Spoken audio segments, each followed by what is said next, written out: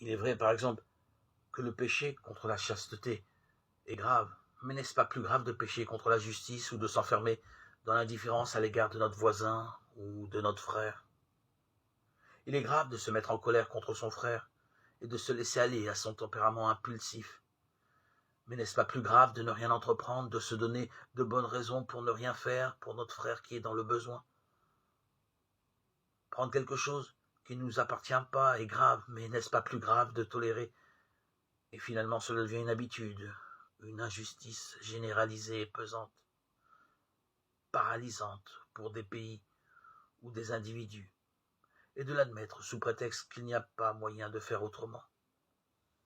S'accuser de ses péchés d'ailleurs ne veut pas dire seulement décrire ses états d'âme, mais d'abord nommer les choses. Ce n'est pas en face de nous que nous devons nous agenouiller, mais c'est en face de Dieu, de quelqu'un qui nous attend, qui nous aime, et qui nous aide à faire la lumière sur nous. L'alpiniste aux pieds gelés souffre quand le sang recommence à circuler. Faut-il empêcher cette survie pour éviter la douleur?